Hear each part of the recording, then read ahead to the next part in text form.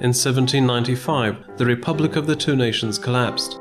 In the Lithuanian lands subordinated to the Russian Empire, cultural life became one of the most important areas of preserving historical memory. The intellectuals forming in the environment of the Imperial Vilnius University gradually perceived themselves as the main advocates of the lost ideas of statehood. The efforts of sustaining the shared culture and unified national ideals of the former territory of the Grand Duchy of Lithuania were just as important as continuous organization of political resistance. The art school, formed at Vilnius University, became the heart of Lithuanian artistic life. The aesthetics of classicism clearly dominated the works of its lecturers, such as Mykolas Šulcas, Karolis Podčašinskis, Pranciškus Smuglevičius, Jonas Rustema, Juozapas Saundersas, and Kazimieras Jelskis, as well as their students. Enlightenment ideas did not lose their importance, rather they became even more important. Artists were given the requirement that their works foster and educate society, proclaim goals of spiritual perfection, and help condemn flaws. Artists of the period of classicism not only had to know the professional subject of the craft, but also had to have a versatile education and be distinguished by intellect and honor, because according to Pranciškus Smuglevičius, a picture created on canvas corresponds to the picture present in the mind. Professional artist training programs formed by the lecturers of art departments encouraged social interest in antiquity and its aesthetic and moral ideals. Characters and plots that were well understood by the audience of the time, who heartily studied the same sources of classical literature in secondary school, were sought in works of ancient literature, mythology and history, as well as the books of the Holy Bible. The nation's history was also considered. Attempts were made to find moral examples for society in the events and personalities of the nation.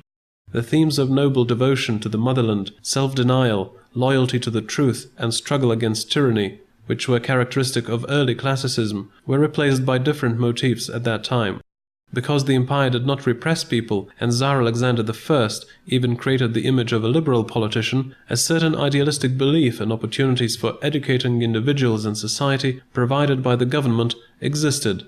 This is why in works of art from that period there are no openly displayed themes of political resistance to the government, and more attention is paid to an individual's value and his intellectual and spiritual maturity. It was not a coincidence that portraits became one of the most popular genres of painting, sculpture, and graphic arts. Images of famous people, scholars, and people of merit, which immortalized concrete personalities and at the same time embodied more general virtues characteristic to contemporaries and their offspring, grew popular. Even Napoleon Bonaparte's war of 1812 with Russia, which brought excitement and hope to the struggle for liberation, did not leave a very significant imprint in the art of that period. The activity of Masonic lodges, joined by a very large part of the intelligentsia and nobility at the beginning of the 19th century, was filled with the ideas of moral improvement, self-education, peaceful interaction between people of different nations and religions, universal brotherhood, and charity. The Philomath and Philaret associations of Vilnius University students were also involved in them. In many ways, Masons refer to ancient ideals considered from a different point of view. The desire to understand the inheritance of human mystical experience and attempts to do away with superficial theatrical religious rituals, returning to a deeper connection with God, encouraged people to look for a way to express religious ideas that was universal and unblemished by differences in belief.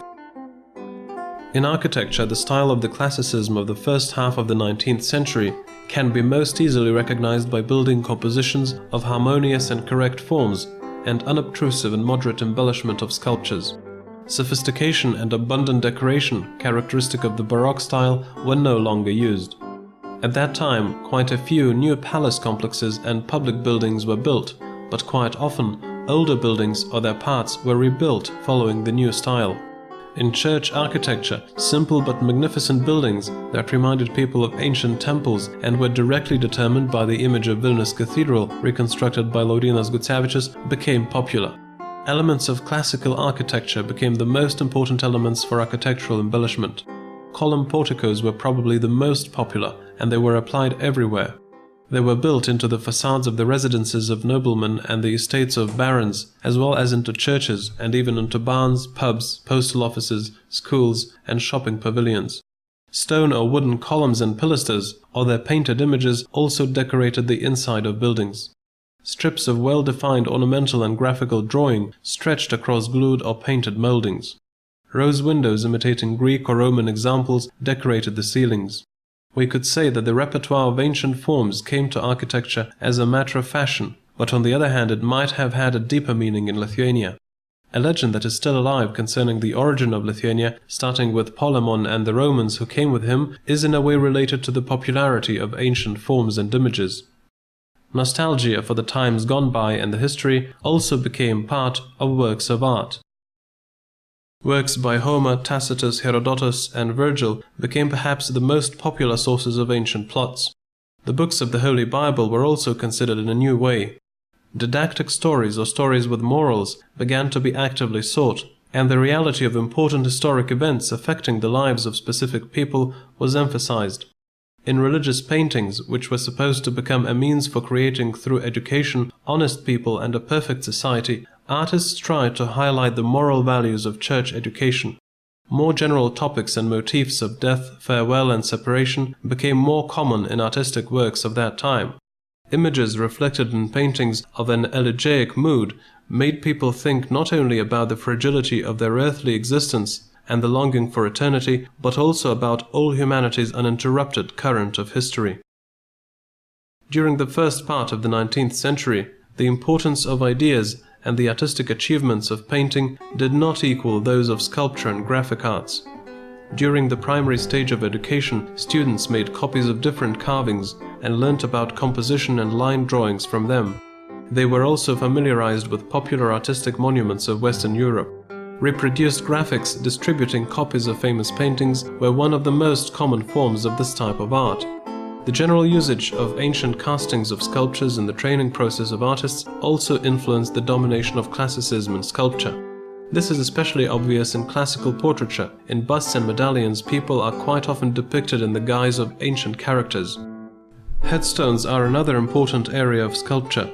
Architectural monuments started to be built next to the walls in churches, in which a commemorative panel containing the deceased person's immortalized contributions to society, his titles and dates from his life was built.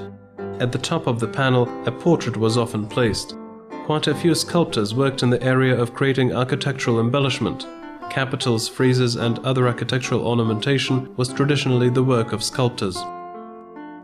It can be said that the spirit that imitated the ancient style and left a significant impact in architecture and artistic images and forms also influenced everyday life, decorations during holidays and festive occasions, as well as everyday utensils. During the first decades of the 19th century, furniture of ancient forms, clocks and dishes, all of which matched perfectly in the light and moderately luxurious interiors of that time, were made in Lithuania or were brought from St. Petersburg and Western European cities. Even light, white, ancient-style dresses, which made the women who wore them look like muses or goddesses, added to a stylish lifestyle, which did not lack elements of an intellectual game.